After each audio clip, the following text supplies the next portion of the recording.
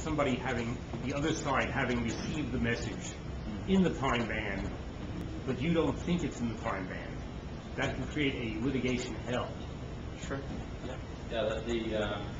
The point is, if you and the recipient of a message have your computer set to different times, and yours is set correctly and theirs isn't, their record can show that the email was received in the time of interest, where yours does not. Right? And sort of some more investigation would have to be done to figure out who's got the correct time.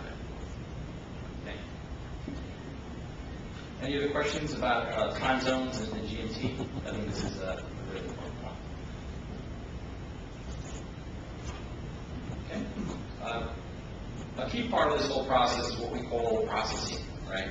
It's a very ambiguous term that's really used to mean the extraction of metadata to the deepest level that you can get at it, to as many levels deep in the file or folder structure that you can achieve it. During processing, we try to glean additional information about the data set of the record or the documents that are not immediately available to the naked eye if you're just reading, or available to an indexing engine that's just looking at the face of the document or the content of the document.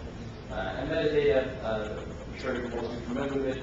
It's just data about data, the create dates, the mod dates, the access dates, the date something was printed. You have file system metadata. You have software that embeds metadata when creating a document, things like Office and Word. You can have metadata in a Word document that says the author is this, and most often it's incorrect because it's the organization that registered the software, not the person who created the document. So, yeah, many different aspects to this. But processing is something that we do after the data is collected, and we whittle it down as much as we can during the identification and initial search phases to get at the details or the nuances inside the data set. And processing takes us from an unstructured data set to the structured data set, or attempts to flatten everything out and make it so you can sort it, analyze it, identify duplicates using some hashing mechanisms like ND5 or SHA, perhaps DNIS, or that is to suppress system files. So your audience is not looking at INI files or DLL files or executables. So they're only looking at things that are potentially of interest. Okay? And most commonly, the most searchable data set is created as a result of the processing phase. And that's really where we're going to have the greatest success in terms of searching and analyzing to find what we're looking for. And that, of course, is reliant upon having done a good collection and knowing that the data that you're looking for is likely there to be. Is there much of the request for looking at the code, actual code? Good question. The question is are there requests to look at the actual source code? And the answer to that is yes. We do have some instances where it's an IP issue, intellectual property issue, and someone is assessing and analyzing the source code of an application or some technology, and they'll need access to the nuts and bolts of how an application runs. And that actually creates some issues, right? Because that, if you don't know that ahead of time, that most likely will be denisted. It will be identified as some system file or source code, or it might even be detected as a potential virus that wants to take some action on the file system and will be suppressed. So that we need to take special precautions for that and know that ahead of time. And that data very often has to be shared with some expert that the corporation is employing to prove their point, and the opposition is employing an expert to disprove the other expert's point.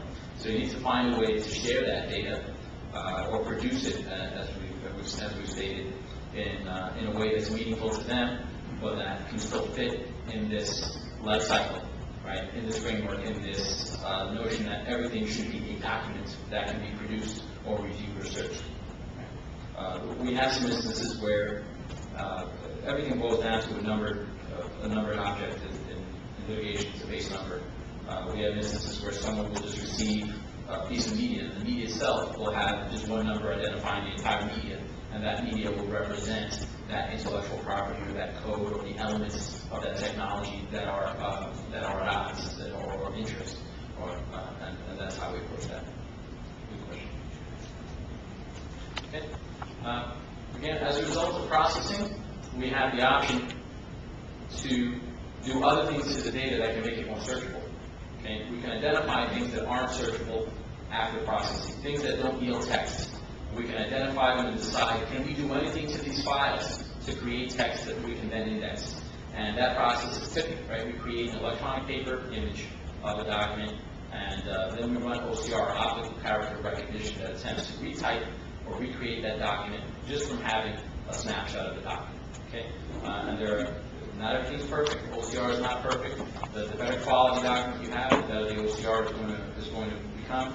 But even that is an element that's involved in our day-to-day that we need to keep in mind. Because even though you run OCR, everything on the page is going to be understood. So if you have letters touching each other or really bold fonts and underlines, not every letter is going to be captured. So you need to take that into account in your search language. Okay? Again, processing will flatten out the data and allow you to create a database that you can search, sort, analyze, pretty much do whatever it is that you'd like to do at that point. Okay? Processing also reaches deep into the levels of data and it reveals embedded items, extracts files from archives, and allows you to see all the nuances and all the details of the data that exists. And at the bottom, just some applications that are commonly used in our industry to achieve that. Okay, after processing, different applications give you the ability to analyze the data. And analysis is another way that you can search unstructured data. Okay? You can identify things like near duplicates. Maybe you run a keyword search, and it turns out that document has 100 other documents that are almost 100% identical as far as the text reads with some small variation. That process is near duplicate detection. That's something that we employ very regularly. You can also use metadata as a result of processing to create email threads. Okay? Maybe you find a subject of interest or a keyword in an email with a subject of interest. You can then line up all the other emails in that conversation to begin to see the thread and see the communication back and forth. And with metadata or enhanced metadata, you can begin to generate relationship matrices. Okay? You can create a graphic, or you can start charting who's been talking to whom over what period of time, most often, and about what. Okay? None of that's really possible until you start getting into processing and extracting all the metadata from a collection record. Okay? And here's some applications that help us with that. Ultimately, tackling unstructured data, finding what you're looking for in a corporate enterprise, really requires a multidisciplinary, multi-tiered approach. There really is no magic bullet. There are applications that are really good at certain aspects of it, but to really take care of everything that you might need in answering the question at the beginning of finding all potentially responsive documents over a particular time period, work done by this business unit that potentially talk about these things. You need to have lots of things in mind. You need to have many tools in your toolbox, and you just need to be aware of the various issues and be able to cycle back on the process if you need to based on what you find down the line. Okay. You can search your collection. Again, we talked about some of the pitfalls of that and things to be wary of. You can search at processing, and by searching, you can be identifying duplicates or suppressing system files. Right? The software is finding those things and suppressing them for you. And the most exhaustive search can be performed after processing occurs. Okay. Yes? Are you searching the attachments with